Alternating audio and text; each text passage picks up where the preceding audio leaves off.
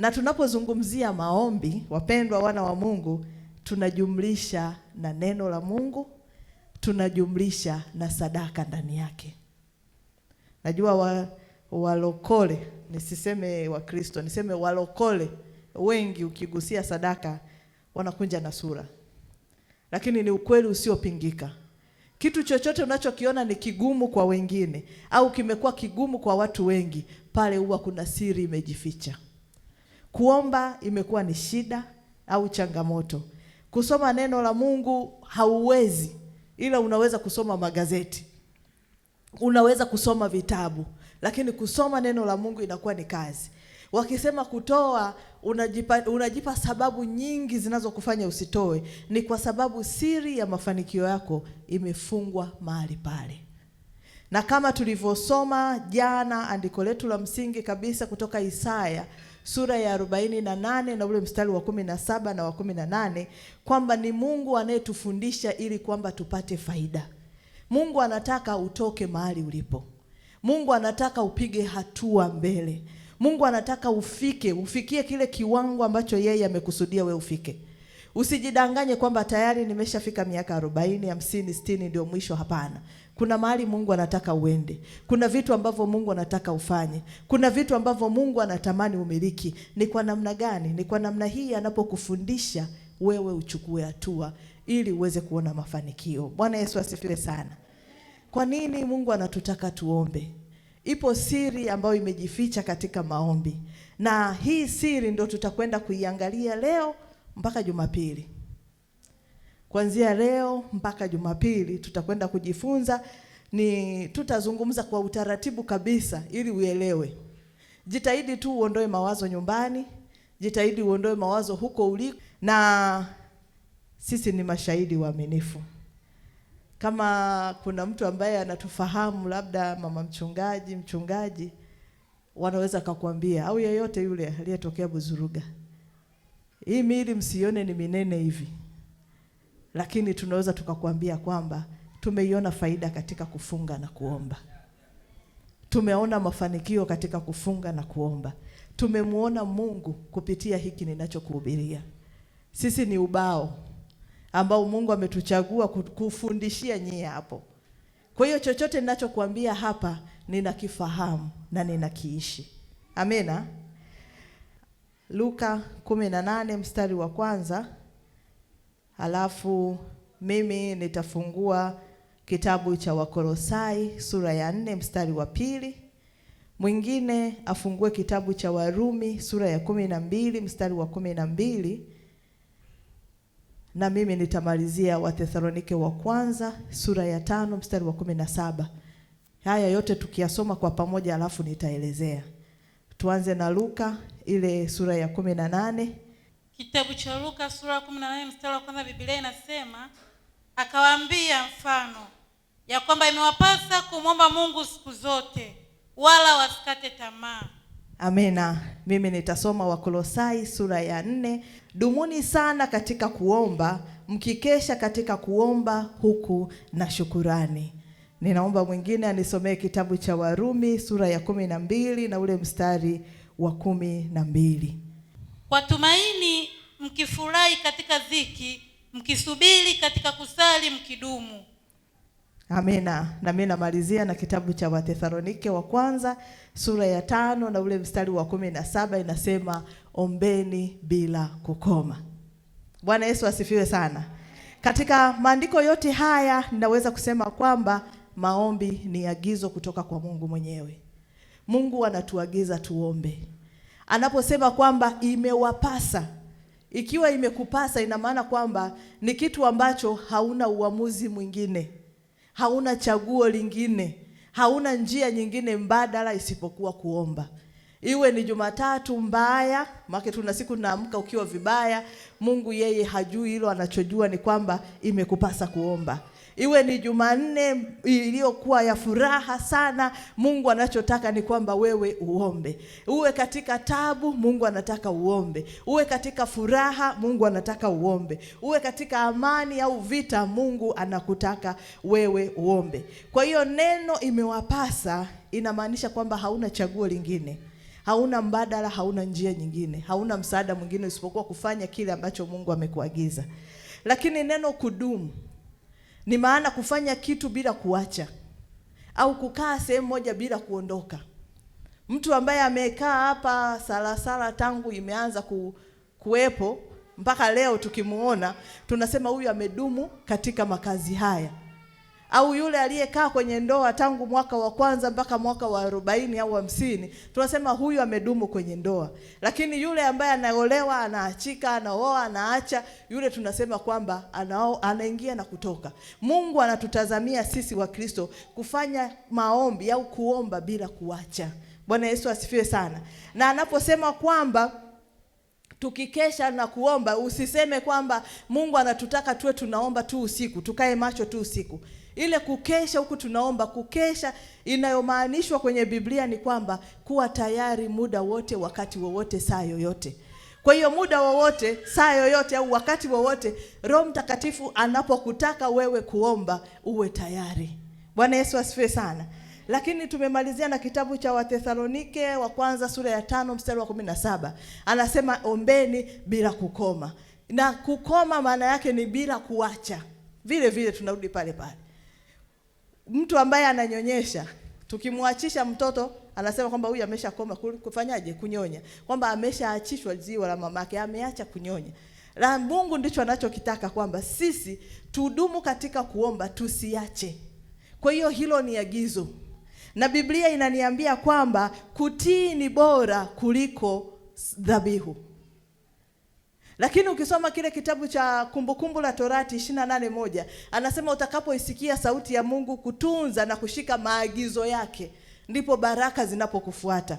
Watu wengi huwa tunapenda sana, tena unajitamkia, mimi nitakuwa kichwa wala sio mkia, baraka zitanifuata ninapoingia na ninapotoka, mimi sijui nitabarikiwa shambani, nitabarikiwa wapi. Swali la kwanza na la msingi, je, umetunza maagizo ya Mungu? Je, umeshika maagizo ya Mungu? Je, unatii yale Mungu aliyokuagiza? Mungu amesema imetupasa kuomba, wala tusiache, wala tusikate tamaa. Je, ndivyo unavyofanya? Bwana Yesu asifiwe sana. Bwana Yesu asifiwe. Ngoja nilisome hili andiko. Limekuja tu. Ngoja nilisome Kumbukumbu la Torati sura ya 28 mstari wa kwanza. Inasema, itakuwa utakaposikia sauti ya Bwana Mungu wako kwa bidii, kutunza kuyafanya maagizo yake yote ni kuagizayo leo, ndipo Bwana Mungu wako atakapokutukuza juu ya mataifa yote ya duniani. Kwa hiyo ili zile baraka zilizotamkwa au zile baraka zilizosemwa katika hiki kitabu cha Kumbukumbu la Torati ziwe zako, uweze kuzimiliki, ni lazima kwanza ukubali kuyatunza maagizo ya Bwana na kufanya kama vile Mungu anavyokuagiza. Mungu anatuagiza nini siku ya leo? Tuwe ni watu wenye kudumu katika kuomba. Mungu anatutaka nini siku ya leo? Tuombe bila kukoma. Mungu anatutaka nini siku ya leo? Tudumu katika maombi. Bwana Yesu asifiwe sana.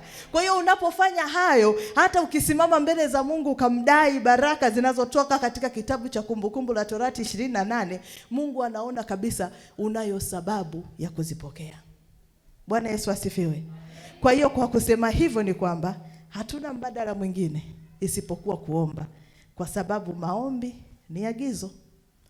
Na kitu kikiagizwa na mkubwa, sisi tunatekeleza. Si ndio?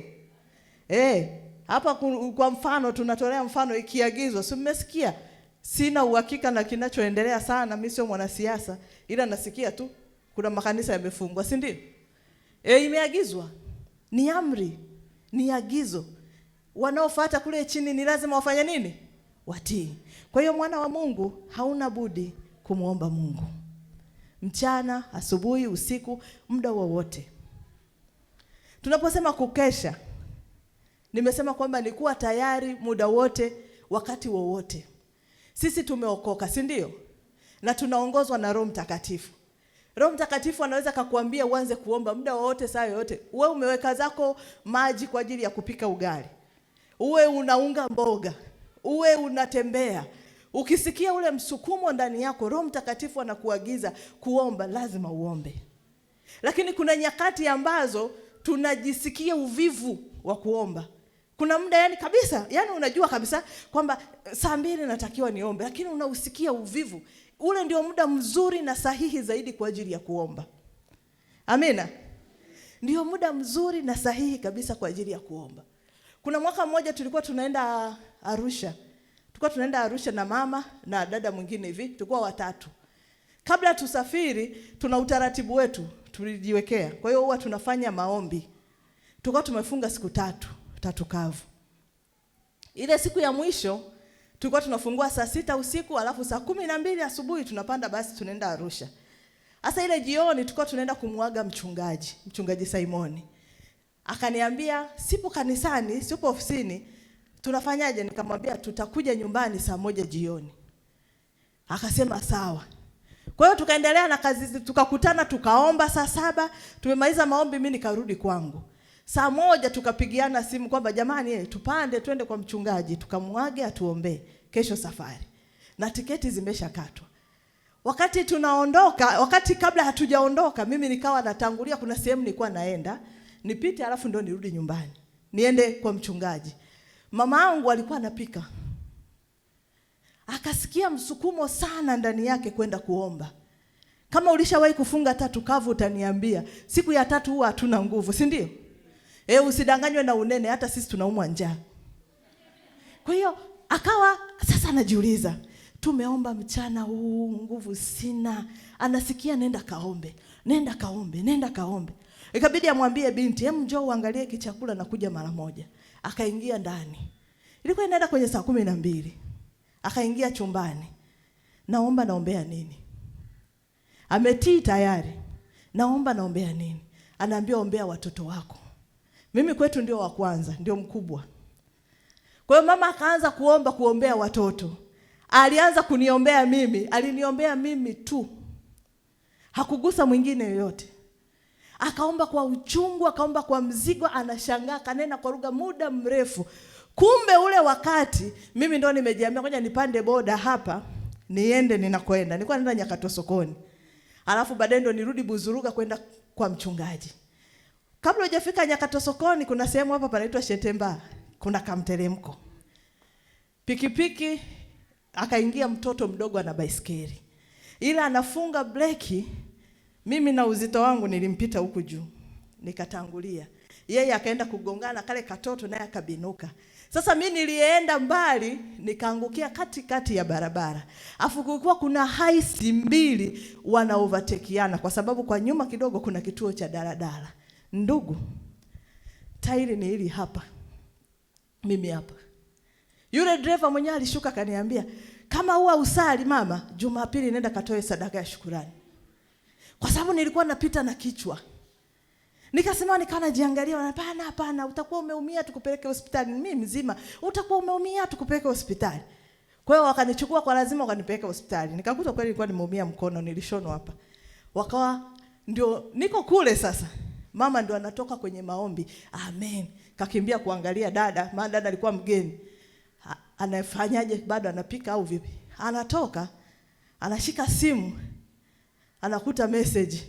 Nimepata ajali ila namshukuru Mungu mimi ni mzima. Niambie, mama angesema tumeomba sana mchana. Niambie, mama angesema kwamba nitaomba usiku. Kukesha, tuwe tayari kila wakati, kila muda. Pale unaposikia kuomba, kaombe. Roho wa Mungu huwa asemi na mtu hivi, kuna kitu. Kwa sababu ni lazima atujulishe sisi. Amina. Kwa hiyo kwa jinsi ile Mungu akawa ameniponya. Nimefika kwa mchungaji nimefungwa mkono, ananiambia utaweza kweli kusafiri? Nikamwambia nitaweza. Tumefika kule, kulikuwa kuna watu wana mapepo. Kila nikigusa wananitonesha damu zinatoka. Jioni naenda kusafishwa upya, nafungwa tena. Siku zote 3.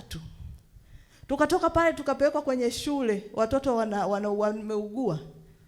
Kukanyaga kwenye ile shule, ile siku ndo nilijua kumbe majini na wachawi hawapatani. Kukanyaga kwenye ile shule yakalipuka, ni huko mabwenini niko wapi? Afu kwanza mwenyekiti mwenye shule anatuuliza, mbona hamjaja na maji, mafuta nini? Tukamwambia tuna Biblia, tuna neno la Mungu. Kwa hiyo kumbe shetani alijua kabisa kinachokwenda kufanyika Arusha. Kwa hiyo alichokuwa anataka kwamba atupe aidha msiba au majeruhi tubaki, ile safari isiwepo. Kukesha. Bwana Yesu asifiwe sana.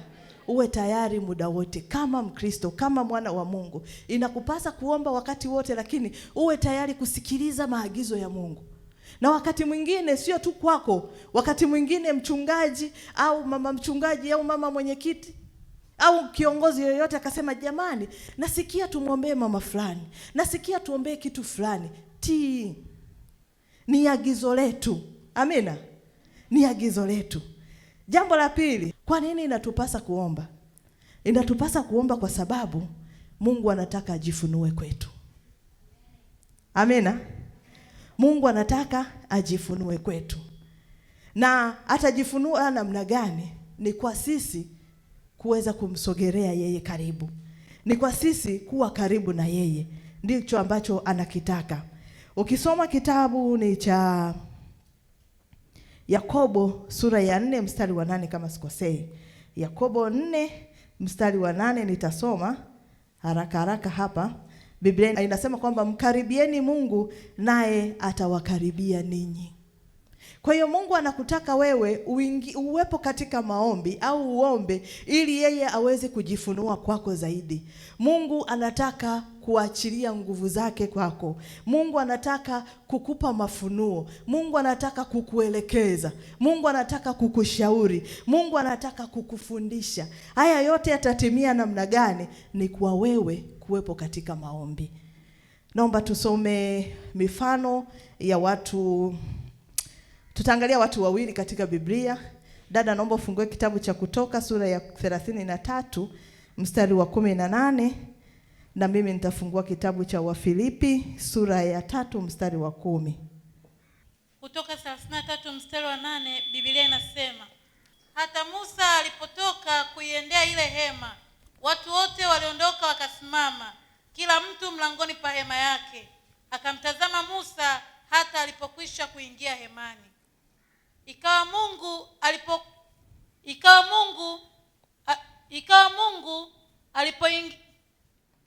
Musa alipoingia humo hemani, ile nguzo ya wingu ikashuka, ikasimama mlangoni pa ile hema, naye Bwana akasema na Musa.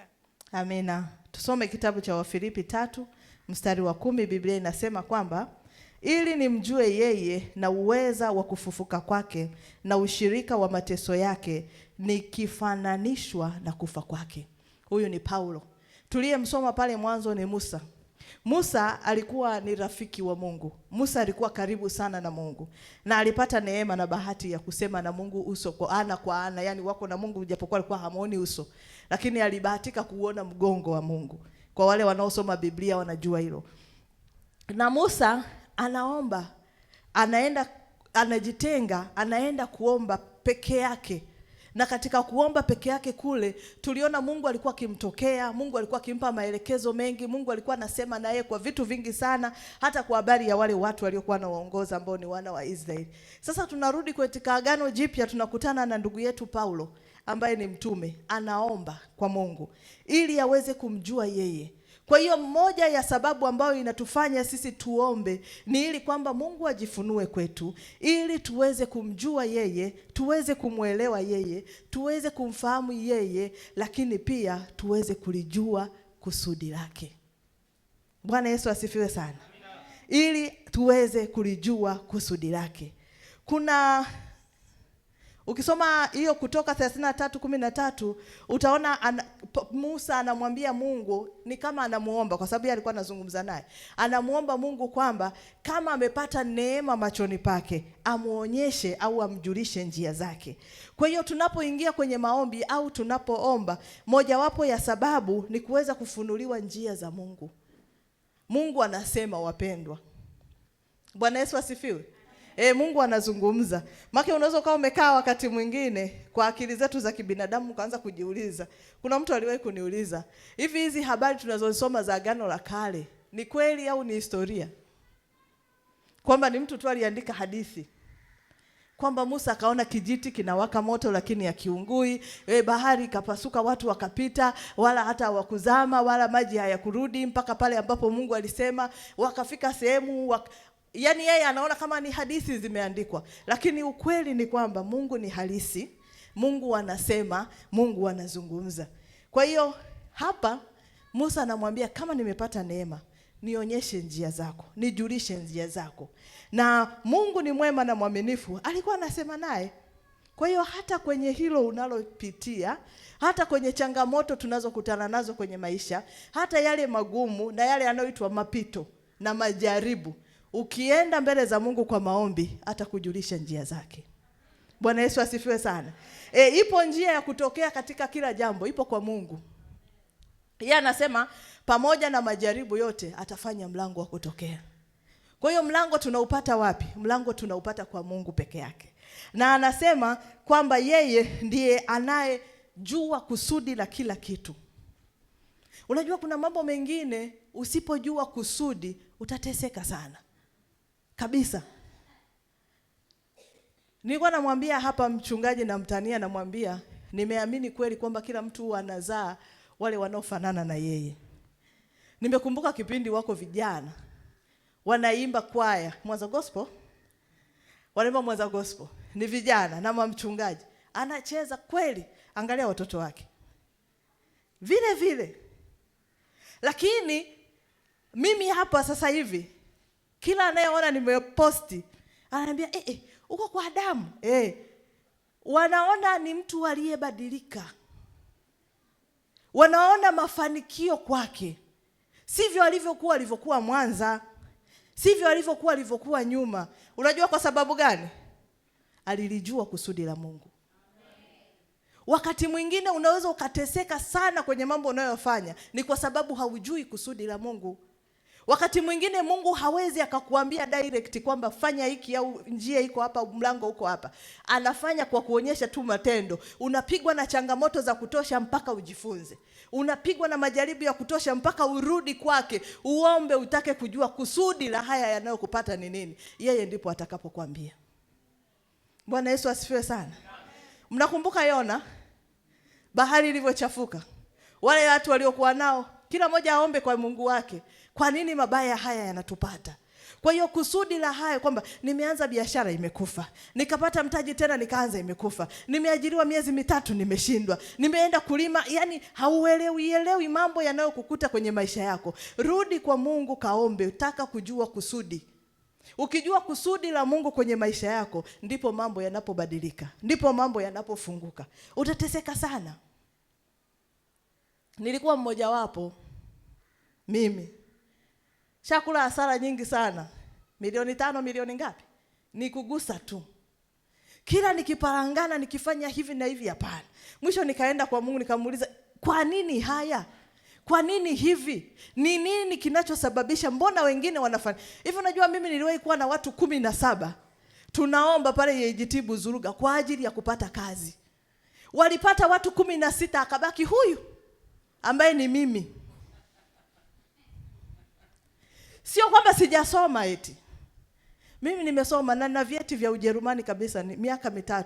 Ndivyo ndani. Sijawahi pata kazi hata sehemu. Sijawahi hata kuitwa interview tangu nimetoka Ujerumani. Hata wewe ungejisikia vibaya, si ndio? Sasa tukatiana moyo, tuko watu 17. Omba, anatoka mmoja, nimepata kazi, nimepata. Mwenzangu nilibaki peke yangu. Simwenga naongea na askofu mmoja. Akaniuliza, unajua kusudi la maisha yako? Unajua kusudi lako? Kaombe. Chukua hata siku 7 tupotea, kaombe. Baada ya kulijua, Bwana Yesu asifiwe sana. 5,000 10,000 hazinipigi chenga. Maisha sasa nayaona yana maana. Anasema sijui ni Daudi kwamba nirejeshee furaha ya wokovu. Furaha ya wokovu naiona sasa. Kwa hiyo Mungu anakutaka kwenye maombi ili akuonyeshe hata kusudi la maisha yako. Akuonyeshe kwa nini alikuumba. Akuonyeshe kwa nini amekuweka hapa sala. Usikae kiasala tu kwamba ni Jumapili tunaenda kanisani. Sasa hivi ni seminar hatuishi hivyo. Lazima ujue kusudi katika kila jambo, kwa sababu kwenye kila jambo lipo kusudi la Mungu. Hata kwenye mabaya lipo kusudi la Mungu wapendwa. Usipojifunza utabaki pale pale. Changamoto hazitakuachia mpaka siku utakapojua ni kwa nini mabaya haya yananipata. Ni kwa nini haya mambo yanakuwa hivi? Kwa nini hivi vitu vinashindikana? Rudi Mungu akuonyeshe njia zake. Rudi Mungu akuonyeshe kusudi lake. Rudi Mungu akueleze. Hata umjue yeye zaidi, umuelewe. Utaona mambo yanafunguka. Bwana Yesu asifiwe sana. Bwana Yesu asifiwe sana. Amina. Jambo la tatu. Mungu anataka tuzungumze na yeye. Hii pia nilisema hata jana. Mungu anataka tuzungumze naye. Kitabu cha Isaya sura ya 1 mstari ule wa 18 nitasoma. Isaya sura ya 1 mstari wa 18 Biblia inasema, haya njoni tusemezane, asema Bwana. Haya njoni tusemezane, asema Bwana. Mungu anahitaji kuwa na muda na wewe. Mungu anahitaji kuzungumza na wewe. Mungu anahitaji kusema na wewe. Shida yako ni moja tu, wewe ndio unayetaka useme. Wewe ndio unayetaka uzungumze. Wewe ndio unayetaka ueleze. Hajasema hivi njoo uniambie. Anasema haya njoni tusemezane. Yaani wewe na nani? Wewe na nani? Shida ndio inakuja kwamba wewe kila siku unaenda kusema naye, ila hausemezani naye. Nikipiga simu hapa sasa hivi nyumbani, nikampigia mama au baba au nani yoyote, halo, habari za sasa hivi, mnaendeleaje huko? Mimi ni mzima, tunashukuru Mungu, ibada ya siku ya leo imefanyika vizuri, asanteni kwa heri. Alafu nikakata. Nilikuwa nimetuma hiyo ya nini? Nilipiga ili weje. Lazima nikisema halo usikilize na mwenzio anajibu halo. Bwana Yesu asifiwe, ataitikia amina. Habari za huko, utaitikia njema. Mnaendeleaje? Salama. Vipi habari za ibada? Ni njema. Huko ndiko kusemezana. Bwana Yesu asifiwe sana. Wewe useme na Mungu aseme. Sio umefunga siku 3 kavu, unakuja hapa unalia, unaomboleza, unagaragara, unaenda kule, unarudi kule, tunashindwa kuelewa ni Roho Mtakatifu, ni pepo. Unaenda tena, unarudi, tunashindwa kuelewa ni njaa, umekunywa energy. Yaani unafanya vituko vingi. Alafu hizi masaa yanaisha. Amen. Unaondoka. Mungu amesema. Mungu amesema. Ndio Wakristo wengi tulivyo. Hauna majibu hata ya vile vitu unavyoviombea. Haujui. Kwanza unaenda tu huko tu. Haujui. Kwa sababu hauna ule muda wa peke yako wa kusemezana na Mungu. Tunakuja tu kwamba Jumanne ni wa mama, haya. Juma ngapi sijui ni maombi, haya. Jamani ni mkesha, haya. Hiyo ni jumuiya. Mungu anataka muda wa wewe peke yako pamoja na yeye, mkae chini, msemezane. Kama baba na mtoto. Bwana Yesu asifiwe sana. Sisi Mungu wetu Bwana sio dikteta. Sio kama hao baba wa kimwili ambaye hataki hata kucheza na mtoto. Mungu ni Mungu. Mungu ana upendo. Ni baba ambaye ana upendo. Ni baba anayesikiliza. Kwa hiyo anataka kusikia. Hivi wewe hujawahi kusikia neno la Mungu kwenye kitabu cha Zaburi 32:8? Anasema nitakufundisha. Alafu anasema nitakushauri. Alafu atakuelekeza. Sasa atakushaurije? Hauna muda wa kumsikiliza. Atakufundishaje? Hauna muda wa kumsikiliza. Wapendwa, Mungu anataka kusema na wewe. Nenda kwake kwa muda uliotulia, kwa muda usio na kitu chochote kwenye kichwa chako. Tulia chini, soma neno la Mungu, imba tenzi, imba nyimbo unazozijua, omba. Tulia. Msikilize Mungu pia aseme. Bwana Yesu asifiwe sana. Tulia. Mungu aseme na yeye. Sio wewe tu kila siku unaongea. Tunajulikana sisi wamama ndio tuko vizuri kwenye kusema. Tunaongea sana. Tulijifunza saikolojia.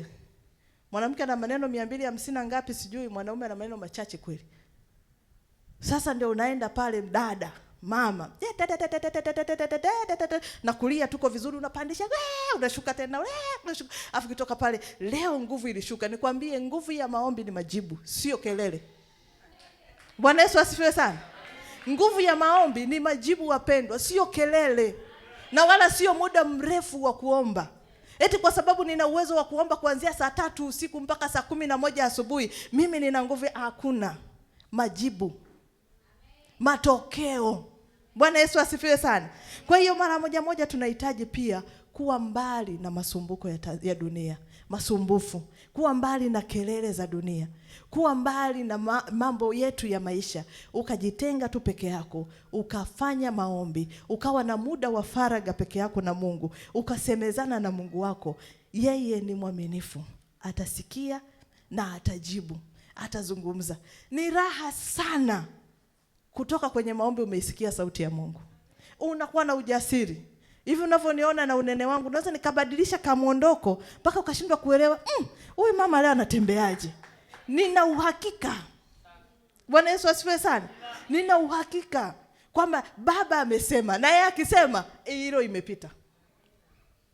Sio wewe unatoka kwenye maombi afu unaanza kuwaza tena, sijui itakuwa, sijui itawezekana.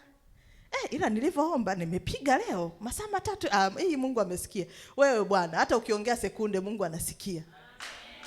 Amina. Kwa hiyo kama vile ambavyo tumemwona mwenzetu Musa alikuwa anajitenga, Biblia ndivyo inavyosema, alikuwa anajitenga, anaenda kusema na Mungu. Yesu Kristo naye ukisoma Marko 1:35 hatutasoma, na Mathayo 14 mstari wa 3 na ule mstari wa 23, Yesu pia alikuwa na tabia hiyo ya kujitenga na watu, anaenda kuomba. Tatizo lako wewe sasa, utulivu huna. Utulivu huna. Yaani hakuna kitu kwenye maisha yako kinachotendeka wewe ukaanza na Mungu, ukasema na Mungu, au ukamkabidhi Mungu yakaishia hapo. Wewe na watu na wewe. Ni sawa. Waswahili wanasema kurukaruka kwa maharage ndiko kuiva kwake. Lakini ndugu yangu, unavyorukaruka, leo uko hema ya makimbilio, kesho sijui uko wapi, kesho kuto uko wapi, kesho utayavaa mengine ambayo hata yalikuwa hajakusudiwa kwako. Majibu yako kwa Mungu peke yake. Utahangaika. Hamna mtumishi wa Mungu aliyebeba majibu yako. Na wenyewe si wanaomba kwa Mungu yule yule. Hivi unajua, tungekuwa Wakristo wote tunaelewa, tungekuwa tumetulia kwenye makanisa yetu. Lakini kwa sababu hatujui, hatuombi, hatutaki kujishughulisha. Na mtu anaweza kabisa akakwambia kwamba sasa ndugu yangu wewe, mimi nitakutumia sadaka, niombee. Kwa hiyo unanunua majibu kwa Mungu au? Wewe kufunga mimi nina vidonda vya tumbo, hata si tunavyo. Mimi afya yangu huwa ni mgogoro, hata sisi. Nani hapendi kula? Watu wote wanapenda kula. Lakini Mungu anataka aione sadaka yako, jidhabihu, jitoe, kaa kwenye utulivu, sema na Mungu wako. Baada ya kusema na Mungu, unasema na mashoga zako. Umeshasema na mashoga zako, habari imeenea kanisa zima. Unasema Wakristo ni watu wabaya. Sio wabaya, wewe ndio una shida. Mambo mengine ni ya siri, ni ya kusemezana sisi na Mungu. Hakuna mtu bwana aliyewahi kwenda kwa Yesu akamweleza shida yake afa akaikuta kesho imezagaa. Hayupo.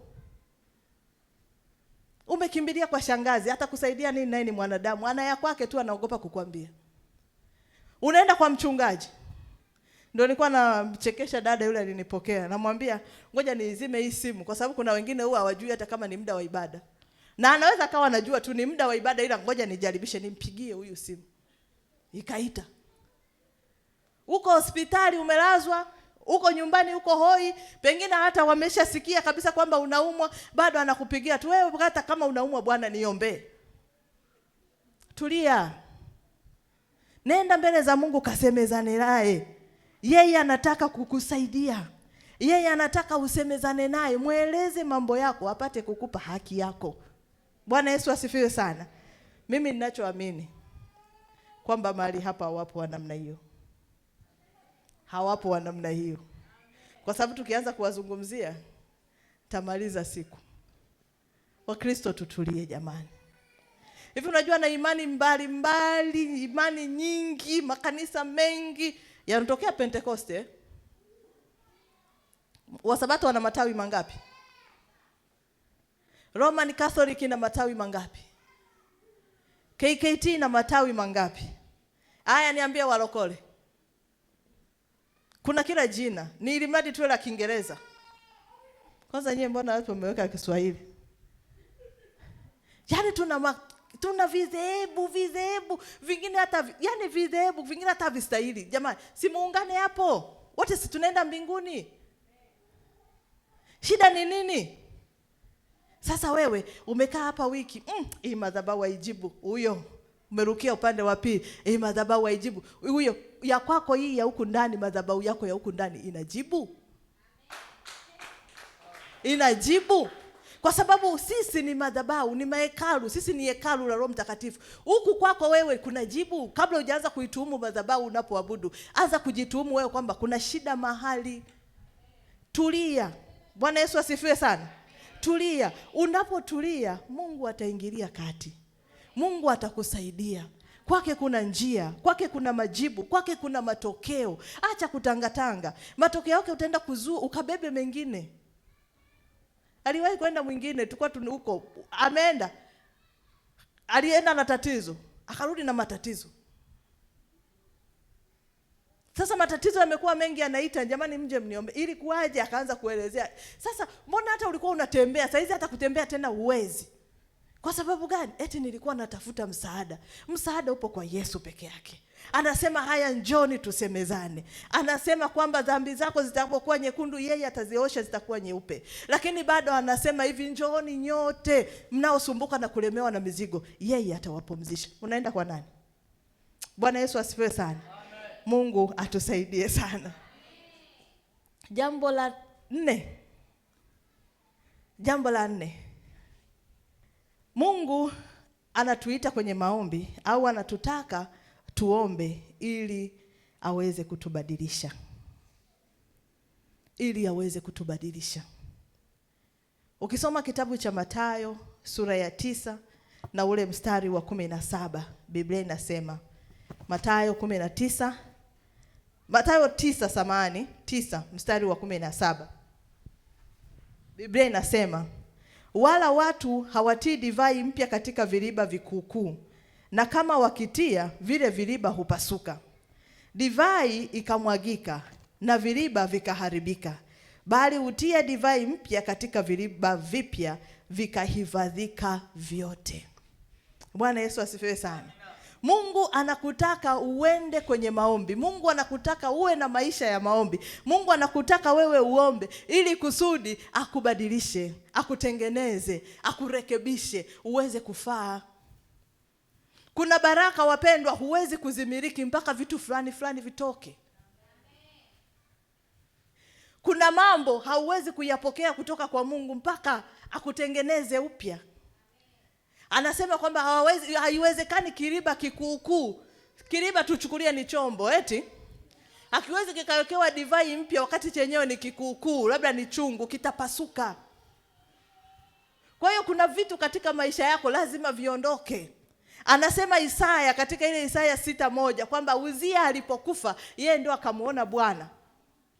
Kwa hiyo kuna vitu ambavyo kwenye mwili wako, kwenye moyo wako, kwenye nafsi yako lazima vife, lazima viondoke, lazima ving'olewe, lazima virekebishwe, lazima vitengenezwe ili kwamba uweze kupokea vitu fulani. Kuna namna Mungu akikucheki, anasema John, huyu John nikimpa gari, kanisani haendi tena. Nikimpa gari John haimbi. Cha kufanya, mwacha aendelee kwanza. Sasa kwa sababu kila siku John anaenda kuomba, Mungu anamtengeneza, anaiona gari kama kitu cha kawaida, kidogo sana kisichokuwa na maana. Siku ambayo Mungu anampa, anajua tu kabisa hii gari nimepewa na Bwana, haiwezi kaniondoa kwa Bwana. Bwana Yesu asifiwe sana. Ndivyo Mungu anavyofanya. Kuna vidhambi vingine vidogo Mungu lazima viondoe. Anajua kabisa kwamba huyu nikimwambia nataka kumfanyia hili, Dar es Salaam nzima itajua. Anajua kabisa kwamba huyu nikimpa hiki kitu kitakuwa kikubwa sana kwake, atapasuka. Lakini anasema kwamba vile viriba vipya ndio wanaweka divai mpya inahifadhiwa huko. Mungu anataka akubadilishe. Tunabadilishwa kwa kupitia maombi, wana wa Mungu. Tunapoendelea kuomba siku hata siku, kuna tabia zetu mbaya zinakufa. Kuna vitu vibaya, mienendo mibaya inakufa. Kuna vile vitabia vya asili vinakufa na tunafanywa kuwa wapya siku hata siku. Na hicho ndicho Mungu ambacho anakitaka. Amina. Naomba sasa tusome kitabu cha Mwanzo. Sura ni ya 32. Mstari wa 22 mpaka wa 29. Mwanzo 32, mstari wa 22 mpaka wa 39. Dada, naomba utanifungulia Mwanzo 35:10. Mimi nitasoma hii Mwanzo 32:22 mpaka 29. Biblia inasema, akaondoka usiku ule ule, akatwaa wakeze wawili na vijakazi wake wawili na wanawe 11, akavuka kivuko cha Yaboki, akawatwaa, akawavusha mto, akavusha na vyote alivyokuwa navyo. Yakobo akakaa peke yake. Yakobo akafanya nini? Yakobo akakaa peke yake, na mtu mmoja akashindana naye mweleka hata alfajiri. Naye alipoona ya kuwa hamshindi, alimgusa panapo uvungu wa paja lake, ukateguka uvungu wa paja la Yakobo alipokuwa akishindana naye.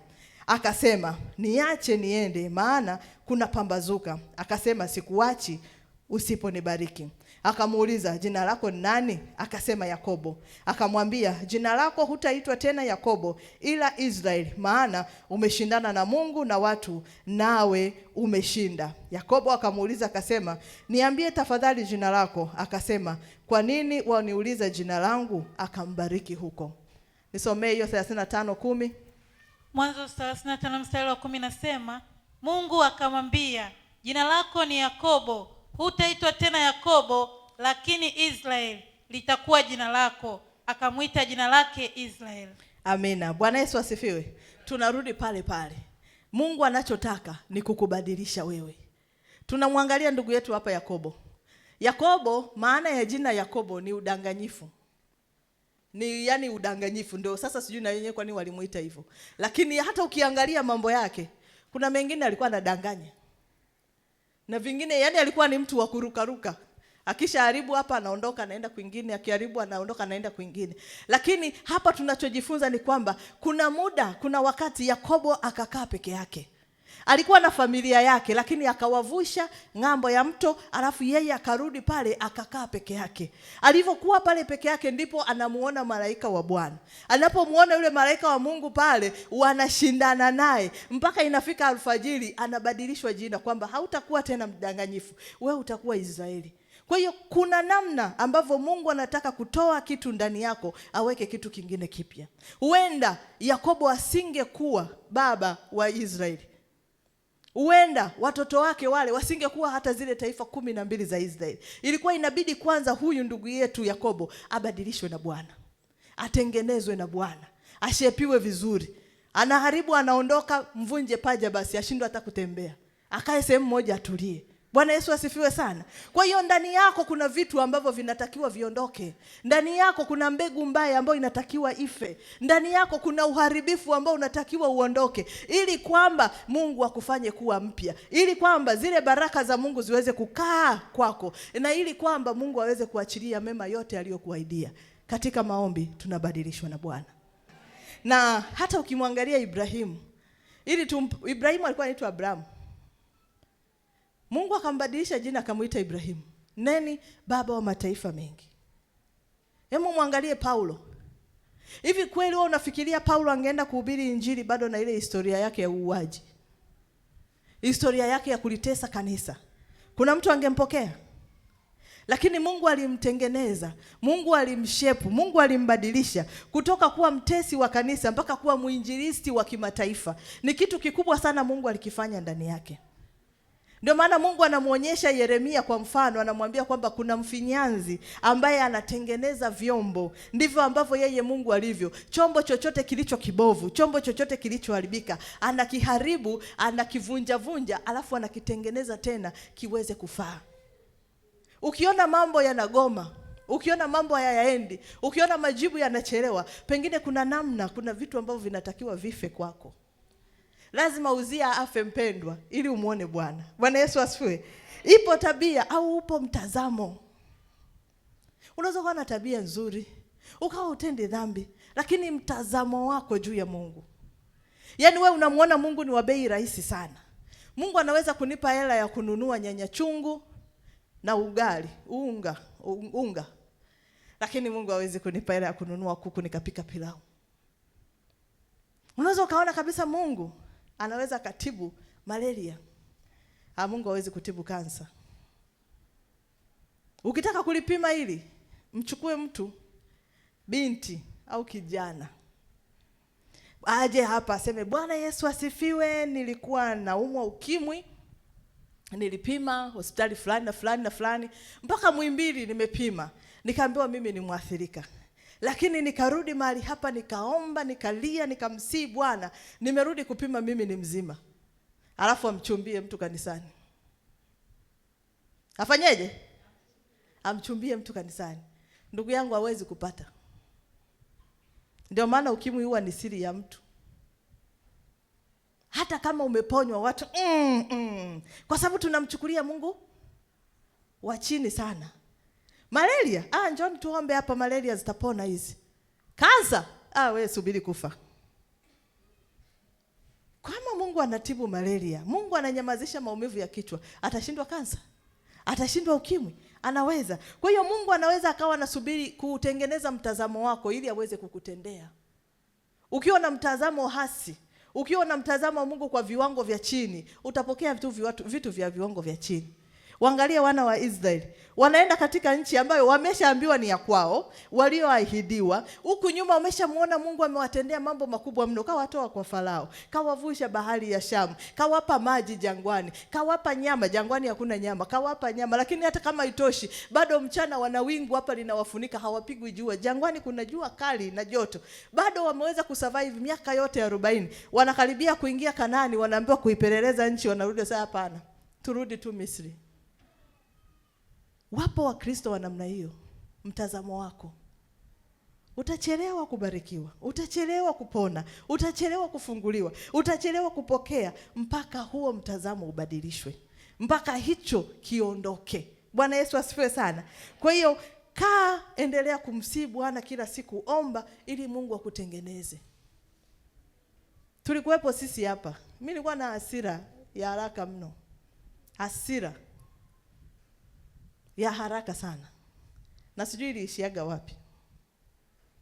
Nilikuwa naomba tu, Mungu nisaidie hii hasira. Maana unajua kuna vitu ambavyo watu wanakuambia Unasema tatizo lako na wewe unakasirika sana. Tatizo lako unakasirika haraka. Sasa kama hivi kumbe. Kwa hiyo katika kuomba sasa mimi mpaka ukaniudhi ni kazi. Kwa sababu muda wote huwa nacheka. Muda wote nafurahi katika kila jambo, yawe mazuri yawe mabaya, mimi nafurahi tu. Kwa sababu unajua hakuna kitu kinaweza kanipata mimi bila Mungu kuruhusu. Ndivyo maandiko yanavyosema. Kama Mungu aliruhusu Ayubu ajaribiwe, ina maana mimi mpaka shetani anifikie, lazima mruhusu kwanza. Mungu aseme kwamba nenda. Na najua kwa sababu Mungu karuhusu, hilo tunashinda mbona? Mimi na yeye tunapita.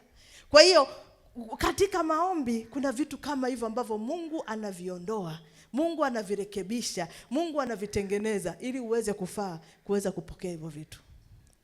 Unaweza ukachelewa kuoa au kuolewa kwa sababu kuna vitu ambavyo Mungu anataka kuvitoa kwako vinavyoendana na yule anayetaka kukuoa au kuolewa naye. Bwana Yesu asifiwe.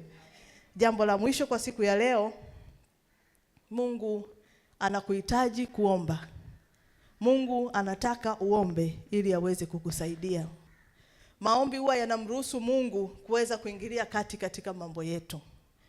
Na peke yako huwezi kufanikiwa. Peke yako huwezi kushinda. Yeye ndiye anayetusaidia. Yeye ndiye nguvu yetu, yeye ndiye msaada wetu.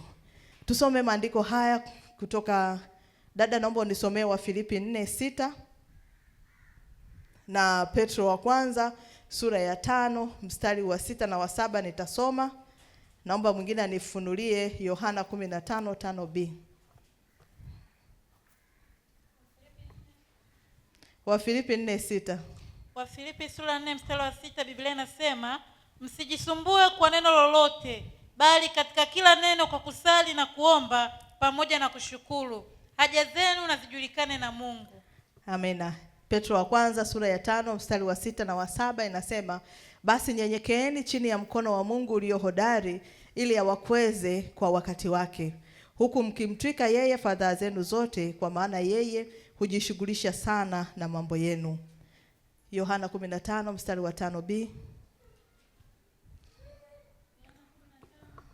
Mstari wa 5b.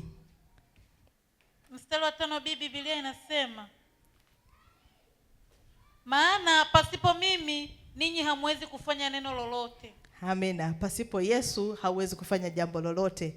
Wakorintho wa pili sura ya 3 na ule mstari wa 5.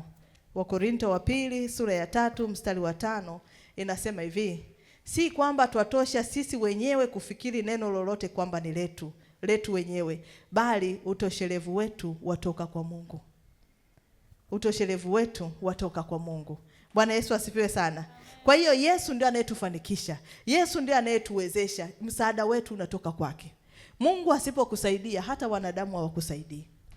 Mungu asipojifunua kwako hakuna anayeweza kukusaidia. Mungu akitoa mkono wake juu yako hakuna jambo lolote unaloweza kufanya. Kwa hiyo Mungu anataka uende mbele zake kwa maombi, uweze kumruhusu yeye kuingilia kati katika mambo yako. Mtu mwenye shida huwa anaenda kwa yule anayehitaji, anayeweza kumsaidia. Sasa ukikaa na shida zako nyumbani, hakuna atakayejua kwamba huyu anahitaji msaada. Na Mungu ukikaa kimya anakuangalia tu, anajua hauhitaji msaada wake. Lakini pale unapomuomba anajua kwamba unahitaji sasa akusaidie. Kwa hiyo yeye anaingilia kati na kukupa msaada. Ndio maana anasema tumtwike yeye fadhaa zetu zote, lakini anasema kwamba sisi hatuwezi jambo lolote bila yeye. Na anasema kwamba nguvu yetu inatoka kwa Mungu. Bwana Yesu asifiwe sana. Ukimtafuta Bwana atakusaidia na wewe utafanikiwa. Ukimtafuta Bwana atakusaidia na wewe utafanikiwa. Tumalizie na kitabu cha Nyakati wa pili na sura ile ya 26. Nyakati wa pili sura ya 26, nitasoma mstari wa 3 mpaka wa 5 halafu na wa 15. Nyakati wa pili 26 sura ya 3 mpaka ya mstari wa 3 mpaka wa 5 halafu nitasoma pia mstari wa 15. Anasema hivi: Uzia alikuwa na umri wa miaka 16 alipoanza kutawala. Akatawala huko Yerusalemu miaka 52, na jina la mamaye aliitwa Yekolia wa Yerusalemu. Akafanya yaliyo ya adili machoni pa Bwana, sawasawa na yote aliyoyafanya Amazia babaye.